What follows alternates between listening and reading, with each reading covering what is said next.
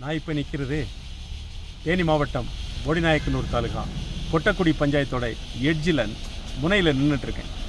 இதுதான் கடைசி தமிழ்நாட்டினுடைய கடைசி எல்கை. இந்த பக்கம் பார்த்தா பாம்பாடுஞ்சோலை நேஷனல் பார்க், கேரளாவுக்கு உட்பட்ட பாம்பாடுஞ்சோலை நேஷனல் பார்க். இந்த பக்கம் போனோம் அப்படின்னா வட்டவட கோயிலும் உள்ளிட்ட 28 மலை கிராமங்கள். அதில் நம்முடைய கொட்டக்கம்பூர்னு ஒரு கிராமம் இருக்குது. கொட்டக்கம்பூர்லேருந்து கூப்பிடு தொலைவில் திண்டுக்கல் மாவட்டம் கொடைக்கானலில் அந்த கடைசியில் இருக்கக்கூடிய கிளாவரை கிராமம், அதிகபட்சம் ஒரு 6 கிலோமீட்டர் போனோன்னா கொடைக்கானல் தாலுகாவுக்கு நம்ம என்ன செய்ய முடியும், போய் சேர்ந்துட முடியும். ஒரு முக்கியமான மலைப்பிரதேசம். இந்த பக்கம் டாப் ஸ்டேஷன் 2 கிலோமீட்டரில். டாப் ஸ்டேஷன் தான் இந்த தமிழ்நாட்டினுடைய கடைசி எல்கை. டாப் ஸ்டேஷன்லேருந்து 43 கிலோமீட்டர் மூணார். தமிழகமும் கேரளமும் பின்னி பிணைந்து கிடக்கக்கூடிய இந்த பகுதி ஒரு கேந்திர முக்கியத்துவம் வாய்ந்த ஒரு பகுதி.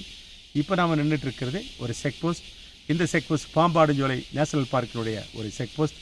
இங்கேருந்து 5 கிலோமீட்டர் தூரம் வட்டவட கோயிலூர் போகக்கூடிய அளவிற்கு இந்த நேஷனல் பார்க் இருக்குது. இது ஒரு முக்கியமான ஒரு வனவிலங்குகள் நிறைந்த ஒரு பகுதி. இந்த பக்கம் கொஞ்சம் தூரம் தள்ளி போனோன்னா சிலந்தியாறு. இப்போ சமீபத்தில் பெரிய பிரச்சனை நடந்துச்சு. சிலந்தியாறுலேருந்து வட்டவட கோயிலூருக்கு டேங்க் கட்டி தண்ணி எடுக்க போவதாக ஒரு பிரச்சனை நடந்துச்சு. அந்த சிலந்தியாற்று தண்ணி தான் டாப் ஸ்டேஷன் மக்களுக்கும் குடிநீருக்கான ஆதாரமாக இருக்குது. இது மூணாரை விட கொஞ்சம் உயரம்.